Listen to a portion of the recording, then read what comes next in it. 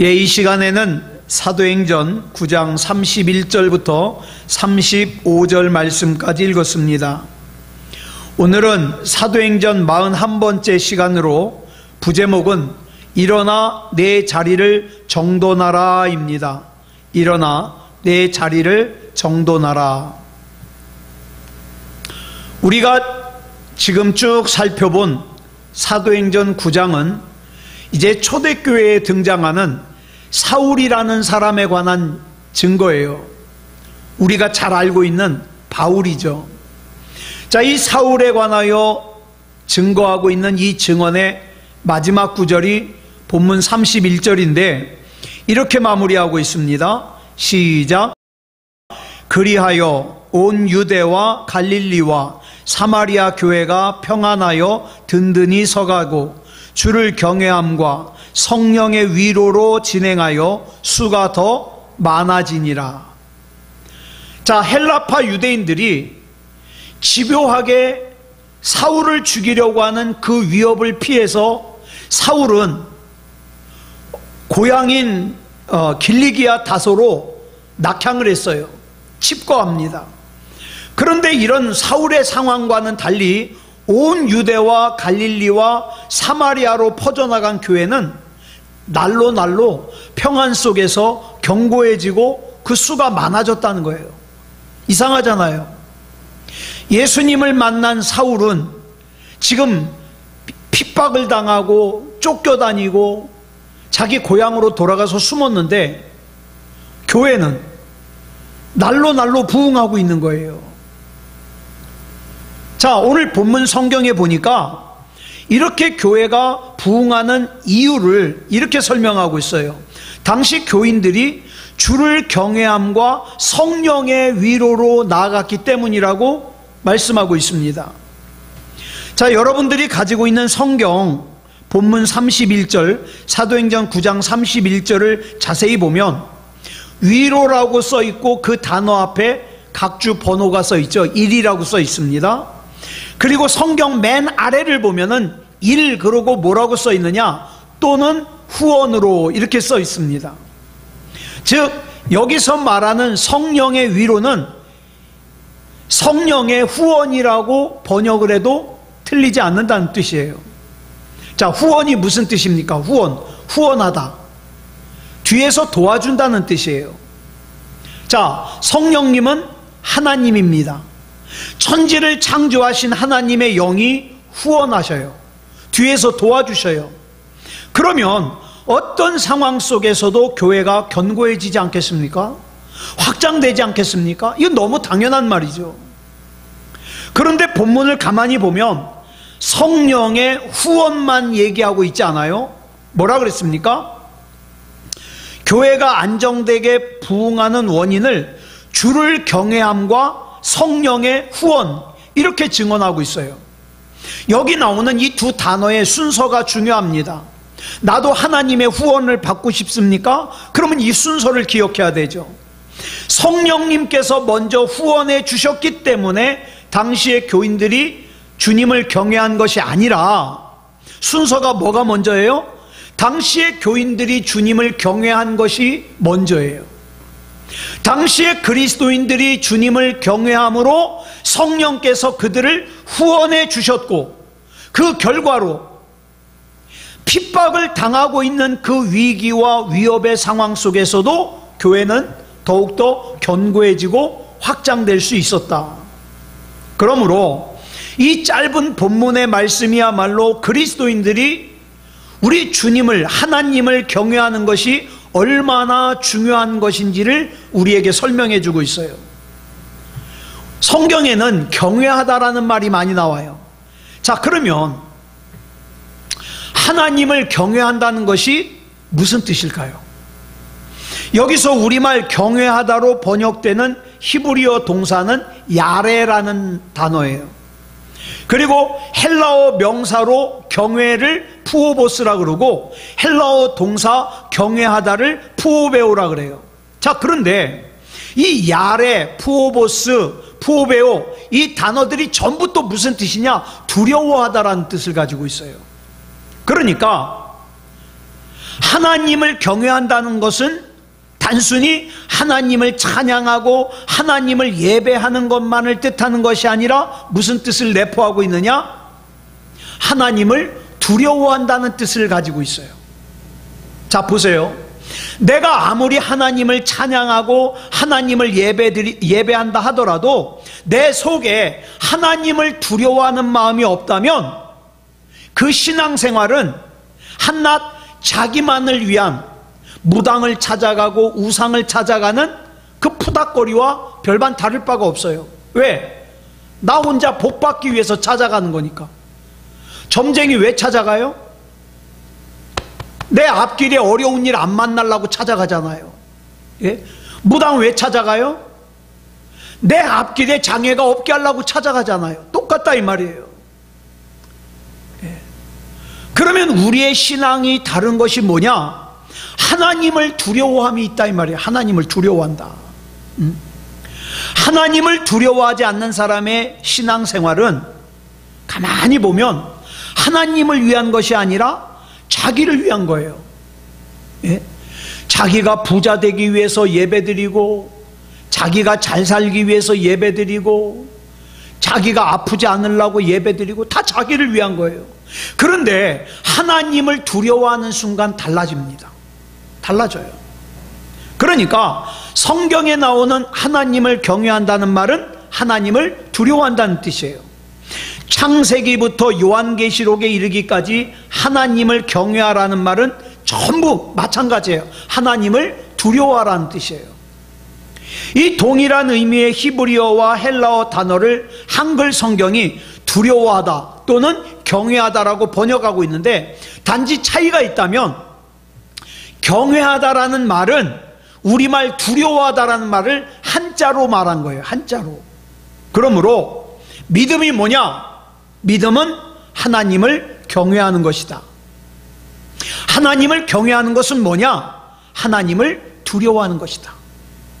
그러니까 오늘 저와 여러분 안에 하나님을 두려워하는 마음이 없다? 사실은 믿음이 없는 겁니다. 믿음다운 진짜 믿음이 내 속에 있으면 하나님이 두려워요. 그래서 함부로 살 수가 없어요. 하나님을 두려워할 때에만 우리의 모든 신앙 행위는 비로소 하나님 앞에서 우리 자신을 낮출 수 있는 거예요. 왜 믿음이 하나님을 두려워하는 겁니까? 왜 인간은 하나님을 두려워해야 됩니까? 그 대답은 너무 간단해요. 인간은 모두 죄인이에요. 모든 사람이 다 범죄하였음에 모든 사람이 다 죄인이에요. 그런 반면에 하나님은 거룩하신 분이에요.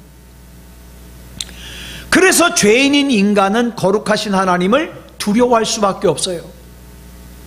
범죄를 저지른 사람이 괜히 경찰관이 옆에 지나가기만 해도 가슴이 쫄리죠. 왜? 죄진 게 있으니까. 하물며 거룩하신 하나님 앞에서는 죄인은 두려워할 수밖에 없어요. 중요한 사실은 하나님을 두려워할 줄 아는 사람만이 죽어 마땅한 자기의 모든 죄를 용서해 주신 예수 그리스도 안에서 자기를 향한 하나님의 사랑을 진짜로 이해할 수 있다 이 말이에요. 하나님을 이용해 가지고 자기가 원하는 것만을 이루려고 하는 사람은 절대 하나님의 사랑 이해 못합니다. 이 말은 다시 말해서 아무나 하나님을 두려워할 수 있는 게 아니라 이 말이에요. 자, 믿음이 하나님을 두려워하는 것이라고 여기서 아무리 말씀을 드려도 아무나 하나님을 두려워하지 않습니다. 어떤 사람이 하나님을 두려워하냐? 하나님의 부르심을 입은 사람, 하나님의 택함을 받은 사람만이 하나님을 두려워해요. 하나님 앞에 부르심을 입지 못한 사람은 하나님이 두려운 분이라는 걸 알지 못하기 때문에 어떡합니까? 의식적으로든 무의식적으로든 하나님을 자꾸 무시해요. 하나님을 능멸해요. 하나님을 무시하니까 예배를 무시해요. 하나님을 무시하니까 기도를 무시해요. 그렇다 그래서 하나님의 부르심을 입은 사람은 모두가 다 하나님을 두려워하냐? 그것도 아니에요. 가룟 유다는 성자 하나님이신 예수님의 부르심을 받았잖아요. 그것도 제자로. 분명히 부르심을 입었지만 하나님을 두려워하기는커녕 하나님을 배반해가지고 어떻게 했습니까? 예수님을 은 30냥에 팔아먹었어요. 우린 여기서 굉장히 중요한 믿음의 법칙을 하나 발견하게 됩니다. 뭐냐? 하나님의 부르심을 입은 사람 가운데 진짜로 하나님을 두려워하는 사람을 성령님께서 후원하신다. 뒤에서 도우신다. 그래가지고 어떻게 돼요? 그의 삶이 견고해진다. 확장된다. 이걸 공식으로 얘기하면 이렇게 됩니다. 하나님의 부르심을 받은 사람이 플러스 하나님에 대한 두려움을 가지죠. 플러스 이런 사람이 성령님의 후원을 받아요. 그러면 결과적으로 어떻게 되느냐? 인생이 견고해지고 확장된다 이 말이에요. 그리고 우리는 한 걸음 더 나아가서 사울의 등장을 증언하는 사도행전 9장의 내용이 이제 왜 여기서 31절로 끝나는지 이유를 알게 돼요. 뭐냐? 본래 사울은 자기의 신념을 위해서 살던 사람이에요. 자기의 신념을 위해서 예수 믿는 사람들 잡아 가두고 자기 신념을 위해서 다메섹까지 그 먼 거리를 예수 믿는 사람들 핍박하러 갔던 거예요. 그래서 이 사울은 예수 믿기 전에 사울은 자기의 신념을 위해서라면 세상에 그 어떤 것도 무서운 게 없어요. 그 누구도 두려워하지 않았어요. 오죽했으면 성자 하나님이신 예수님까지 부정하고 예수님의 몸된 교회를 갖다가 잔멸하고 핍박하는 데 앞장을 섰겠습니까? 그런데 그랬던 사울이 다메섹으로 가던 길에 예수님을 만나죠. 사울이 먼저 예수님을 찾은 거 아니에요. 사울이 먼저 예수님을 부른 거 아니에요. 예수님께서 먼저 사울을 찾으시고 먼저 사울을 불러주셨어요. 성경에 보면 그 순간 사울이 얼마나 두려웠으면 주님의 음성을 듣는 순간 땅바닥에 꼬꾸라졌다고 나와요. 땅바닥에 꼬꾸라진 거예요. 자기 자신에 대해서 나는 많이 배웠어. 우리 집안은 참 좋아. 나는 빽이 있어. 이런 자기 자신에 대해서 위풍당당했던 이 사울이 예수님의 부르심 앞에 두려움에 사로잡혔어요. 그래 꼬꾸라졌어요. 왜 두려웠을까요? 삼위일체 하나님의 거룩하심 앞에 서고 보니까 자기란 존재가 이전까지는 자기가 꽤나 대단한 존재인 줄 알았는데 잘난 존재인 줄 알았는데 아하, 나라는 존재는 죽을 수밖에 없는 죄인이구나. 이걸 깨달은 거예요. 그러니까 두려운 거예요. 그런데 이 삼위일체 하나님 앞에서 두려움을 가지는 것만으로 끝나지 않았어요. 그럼 어떻게 됐냐? 그 이후에 어떻게 됐는지를 고린도후서 7장 1절에 기록하고 있어요. 시작. 그런즉 사랑하는 자들아, 이 약속을 가진 우리는 하나님을 두려워하는 가운데서 거룩함을 온전히 이루어 육과 영의 온갖 더러운 것에서 자신을 깨끗하게 하자. 무슨 말입니까? 하나님을 두려워할 줄 아는 사람만이 자기의 영혼과 육체를 깨끗하게 할 줄 알아요. 하나님을 두려워하지 않는 사람은요, 죄지면서도 두려워하지 않습니다. 죄지면서도 두려워하지 않다 보니까 회개 안 하죠. 회개 안 하다 보니까 그냥 죄진 상태로 사는 거예요. 하나님을 두려워하는 마음이 없다면 어떻게 삽니까? 그냥 적당히 교회 다니면서 그냥 적당히 사는 거예요. 굳이 자기를 부인하면서까지 불편하게 살 필요 없잖아요. 그러니까 적당히 교회 다니고 적당히 천국 갈 수 있을 만큼만 그렇게 신앙생활 하려고 그러죠. 네. 그런데 사울이 일평생 거룩한 삶을 추구하며 살 수 있었던 이유는 그 사울의 마음속에 변하지 않는 하나님을 향한 두려운 마음이 있었어요. 오늘 저와 여러분에게 절대적으로 필요한 마음이 뭐냐?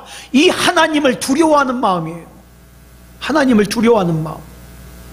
하나님을 경외하는 사람, 다시 말해서 하나님을 두려워하는 사람만이 하나님의 명령에 순종할 수 있죠. 하나님께서 맡겨주신 사명을 감당할 수 있죠. 그렇다면 우리는 이제 요즘에 교회들이 얼마나 욕을 많이 먹었습니까? 이 타락한 지상의 교회가 어떻게 해야 회복될 수 있는가 분명해지죠. 교회가 진짜 교회다운 교회로 회복되려면 가장 먼저 뭘 회복해야 되느냐? 하나님을 향한 두려움을 회복해야 돼요. 교회를 이루고 있는 우리가 하나님을 향한 두려움을 회복해야 돼요. 두려움. 그저 하나님은 사랑의 하나님이야, 하나님은 나를 사랑하셔, 이러면서 하나님의 사랑만 얘기하면서 하나님을 두려워하기는커녕 자기가 하나님보다 더 높아. 자, 오늘 교회를 갈까 말까? 하나님의 뜻 상관없어. 내 생각대로 결정해버려요. 오늘 기도를 할까 말까? 내 생각대로 결정해버려요. 왜? 내가 하나님보다 높이 있거든. 예. 이런 삶을 청산하는 거예요. 내 속에 하나님을 향한 두려움을 가져야 되죠. 하나님을 향한 두려움을 가지잖아요. 그러면 예배가 달라집니다. 기도가 달라집니다. 찬양이 달라집니다. 그때서야 성령님이 뒤에서 도와주시는 후원 속에서 우리 개인이 견고한 그리스도인으로 세워질 것이고, 결과적으로 이 땅의 교회가 교회다운 교회가 될 거예요. 사도행전 9장 1절부터 31절까지는 이렇게 사울에게 일어난 일을 기록하고 있습니다. 이제 이어지는 32절부터는 베드로에게 일어난 일을 기록하고 있어요. 본문 32절은 베드로가 예루살렘 서북쪽 지중해 연안에 있는 도시인 루다라는 곳, 이 루다라는 곳과 요빠라는 곳에 갔을 때 있었던 얘기를 기록하고 있어요. 여기서 베드로가 애니야라고 하는 사람을 만납니다. 이 애니야라는 사람은 참 불쌍한 사람이에요. 8년 동안 중풍병으로 누워서 지내요. 몸이 마비가 돼가지고. 저는 잠자리에 좀 많이 누워있으면 허리가 아파서 못 누워있어요. 허리가 아파서. 그래서 제가 참 그런 걸 보면서 이런 생각을 해요. 나는 이렇게 조금만 오래 있어도 허리가 아픈데 이렇게 오랫동안 병상에 누워있는 분들은 얼마나 힘들까, 얼마나 아플까. 이런 생각할 때 또 병상에 누워있는 분들을 위해서 기도하게 됩니다. 자, 이 애니야라고 하는 사람은 중풍병으로 8년이나 누워 있었어요. 이 말이 8년이지 병상에 누워서 지내는 이 8년 동안 누워있는 애니야나 또 그 애니야를 바라보는 애니야의 가족들에게는 말할 수 없는 고통들이었죠. 베드로는 그 불쌍한 애니야를 보는 순간 자기가 이 애니야를 만난 것은 주님이 하셨다, 이렇게 생각이 됐어요. 그래가지고 본문 34절을 보니까 애니야가 베드로에게 자기 병을 고쳐달라고 하지도 않았는데 베드로가 그냥 애니야에게 이렇게 말하는 거예요. 시작. 애니야야, 예수 그리스도께서 너를 낫게 하시니 일어나 내 자리를 정돈하라. 베드로는 주님께서 자신을 통해 이 불쌍한 애니야를 치료해 주실 것을 믿었습니다. 그뿐 아니라 이 중풍병으로 회복된 애니야가 그 이후의 삶을, 바른 삶을 살아가기를 우리 주님께서 원하신다는 걸 알았어요. 그래서 이 베드로는 애니야에게 단순히, 보통 사람들 이렇게만 얘기하잖아요. 예수 그리스도께서 너를 낫게 하시니 일어나라, 그죠? 그런데 베드로는 거기다 하나를 덧붙였어요. 뭘 붙였어요? 내 자리를 정돈하라. 정돈하라. 베드로가 왜 그랬을까요? 베드로는 예수님께 배웠어요. 자, 요한복음 5장을 보면 예수님께서 이 땅에 계시는 동안 제자들과 함께 예루살렘에 있는 베데스다라고 하는 연못가를 갔을 때를 기록하고 있습니다. 이 베데스다라고 하는 연못가에는 언제든지 각종 병 걸린 사람들, 몸이 아픈 사람들이 거긴 가득해요. 왜냐하면 이 베데스다 연못에는 전설이 있는데, 가끔 천사가 그 연못에 내려와 가지고 물을 저렇게 움직일 때가 있는데, 그때 가장 먼저 그 물속으로 뛰어드는 사람은 무슨 병에 걸렸든지 다 고친다는 거예요. 그래가지고 온갖 질병을 가진 사람들이 다 몰려들었어요. 그런데 그 사람들 가운데 누가 있었냐? 38년 동안 누워있는 병자가 있었어요. 38년. 얼마나 오래예요. 그런데 예수님께서 그 사람에게 다가가셔서 물어요. 병 낫기를 원하느냐? 당연하죠. 당연하죠. 예. 당연히 병 낫기를 원하는데, 이 사람은 예수님의 질문에 네, 병 낫기를 원합니다, 이렇게 대답하지 않고 뭐라 그러냐? 지금 자기가 여기 38년 동안 누워 있는데, 설사 그 연못을 천사가 진짜 내려와서 움직이게 한다 하더라도 자기 힘으로 그 연못에 들어갈 수가 없잖아요. 그래서 자기 힘으로도 들어갈 수가 없고, 자기를 그 연못에 넣어줄 사람도 없고, 그래서 내 처지가 괴롭다고 예수님께 말씀을 드려요. 그랬더니 예수님께서 요한복음 5장 8절에서 38년 된 병자에게 이렇게 말씀하셔요. 시작. 일어나 내 자리를 들고 걸어가라. 걸어가라. 예. 38년 동안 병상에 누워있던 병자라면 일어나서 걷는 거 외에 또 다른 무슨 소원이 있겠습니까? 그러면 보통 사람 같으면 뭐라 그래요? 일어나라 그럴 거예요. 그 말만 할 거예요. 그렇지만 예수님께서는 이 중풍병자가 원하는 대로 일어나라, 이 말씀만 하신 것이 아니라 거기 하나 덧붙였어요. 뭘 붙였어요? 일어나 내 자리를 들고 걸어가라. 여러분 한번 생각해 보세요. 이 38년 된 중풍병자가 38년 동안 누워있던 이 자리, 얼마나 냄새나고 지저분하고 불결하고 역겹겠습니까? 예.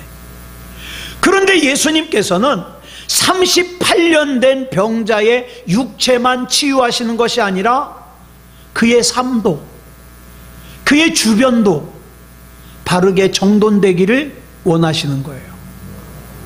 그러자 38년 된 병자는 예수님의 말씀대로 자기의 삶의 자리를 정돈했습니다.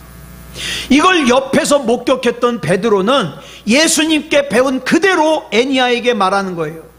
그리고 이 베드로의 선포가 끝나는 즉시 애니야가 일어났습니다. 그리고 베데스다 연못가에 38년 된 병자처럼 자기의 자리를 정돈했어요. 그리고 치유받은 애니야로 인하여 루다와 인근 지역의 많은 사람들이 예수님을 구주로 영접했습니다. 자, 그런데 여기서 우리가 좀 주목해야 될 것이 있어요. 만약에 많은 사람들이 그저 애니야가 병 고친 것 때문에 예수님을 영접했다면 그 사람들 가운데 기도했음에도 불구하고 병 못 고친 사람이 있었을까요? 없었을까요? 있었을 거예요. 그러면 왜 누구 병은 고쳐주고 누구 병은 안 고쳐주냐고 분명히 낙심했을 겁니다. 그런데 이 사람들이 하나님을 믿은 것은, 이 사람들이 예수님을 믿은 것은 애니야가 병 고친 것 때문에 믿은 것이 아니에요.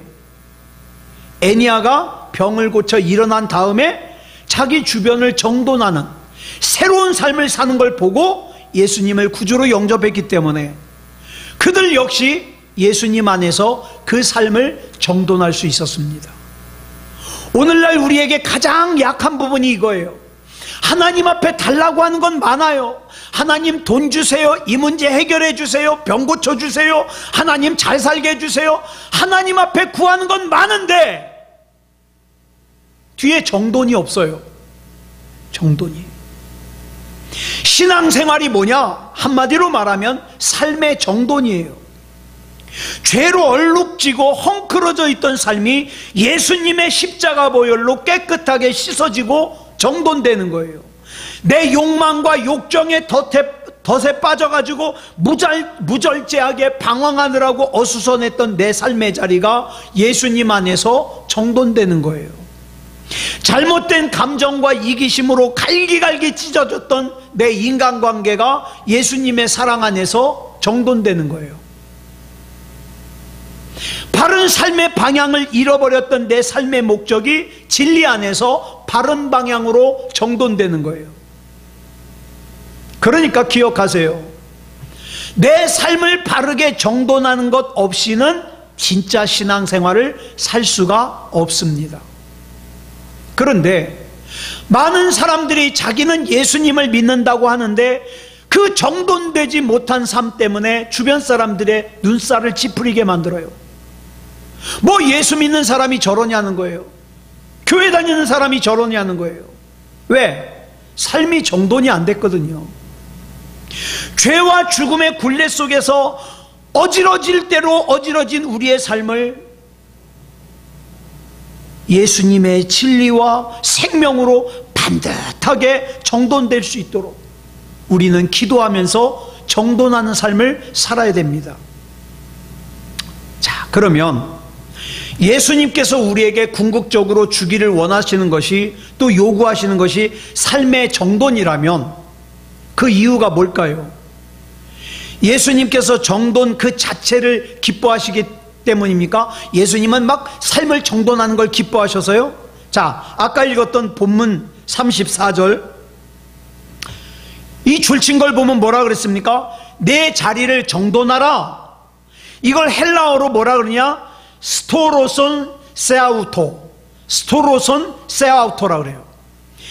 이 말을 그대로 직역을 하면 무슨 뜻이냐? 네가 펴라, 네 자신이 펴라, 네 자신이 베풀어라, 이런 뜻이에요.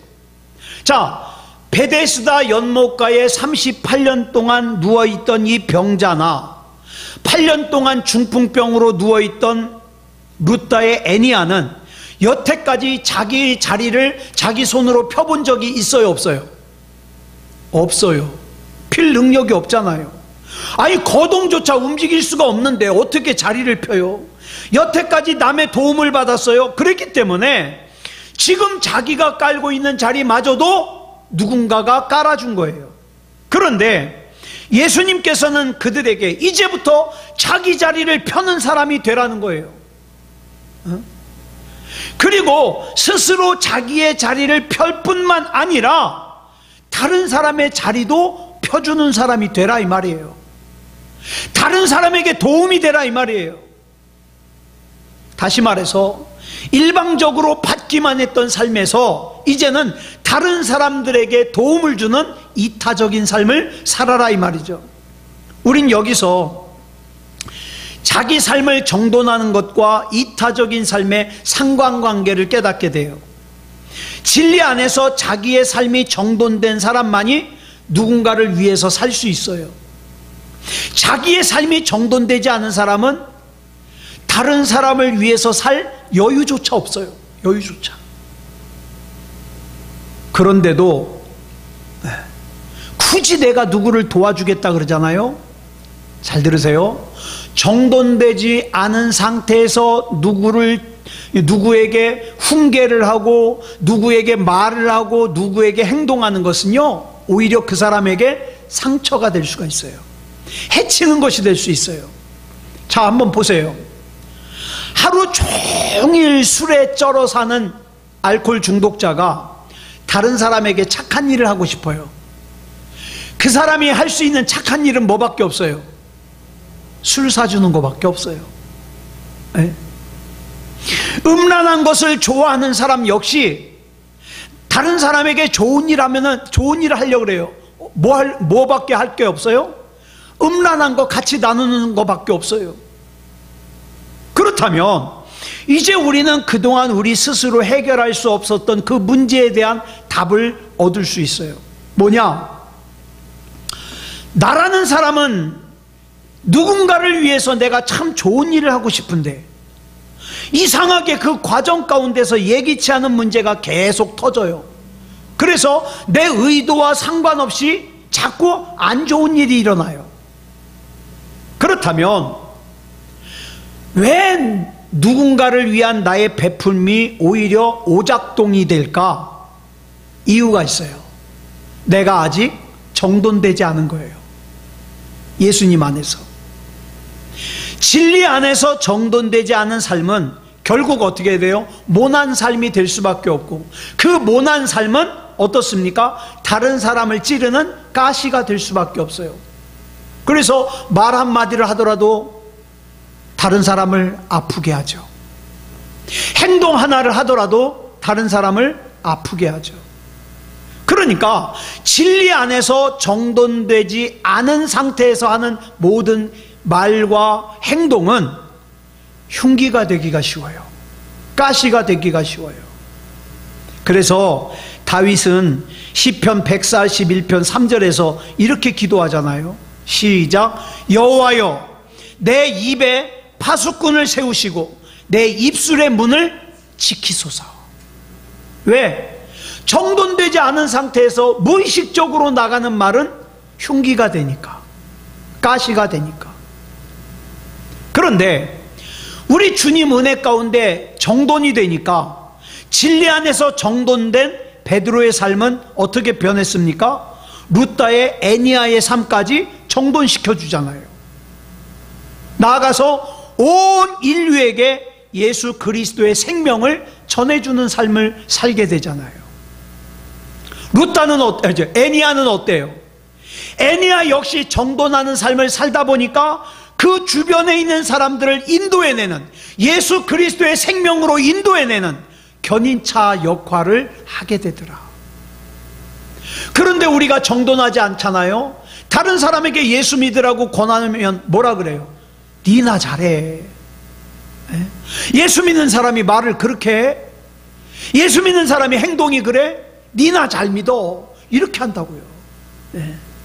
이처럼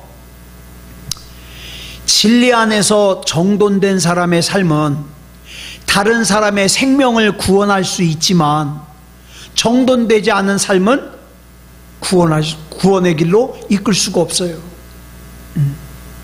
그래서 진리 안에서 나의 삶이 정돈될 때 다른 사람을 살리는 진정한 이타적인 삶을 살 수 있다 이 말이에요. 내 가족에게도, 내 이웃에게도, 내 친구에게도 진짜로 그 사람을 사랑하고 그 사람을 위하는 삶을 살 수가 있다 이 말입니다. 아무쪼록 그래서 우리 이 말씀 기억하면서 우리 엎어진 상태에서 다 일어나야죠. 낙심하고 좌절하고 절망하고 염려하고 걱정하는 상태에서 예수 그리스도 이름으로 다 일어서야죠. 근데 거기서 끝나면 안 돼요. 정돈해야 돼요. 내 병상에서 일어나야죠. 예수 그리스도 이름으로 그 자리를 정돈해야죠. 아무쪼록 예수 그리스도 이름으로 일어나서 정돈하는 저와 여러분이기를 그리스도 예수님의 이름으로 축복합니다. 기도하겠습니다. 사랑의 아버지 하나님, 감사합니다. 하나님의 은혜 가운데 오늘은 사도행전 9장의 말씀을 마무리했습니다. 사랑의 아버지 하나님, 붙잡아 주시옵소서. 예수님을 만나고 구원받아 이제 내 영혼이 살고 천국 갈 수 있게 됐는데, 그것으로만 끝나는 것이 아니라 내 삶을 정돈하게 해 주시옵소서.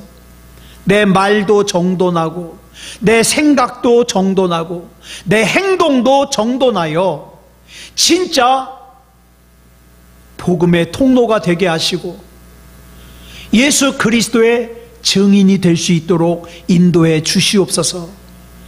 나를 통해서 내가 믿는 하나님이 진짜 살아계신 하나님이시고 능력 있으신 하나님이라는 것을 전할 수 있는 간증이 되게 하시고, 그런 나를 통해서 하나님이 기뻐하셨으면 좋겠습니다. 이 밤에 기도할 때에 우리 하나님 영광 받아주시고 은혜 가운데 역사하여 주셔서 승리하는 삶을 살 수 있도록 인도해 주시옵소서. 모든 것을 우리 주님 앞에 맡겨드리오며 그리스도 예수님의 이름으로 간절히 기도드렸사옵나이다. 아멘.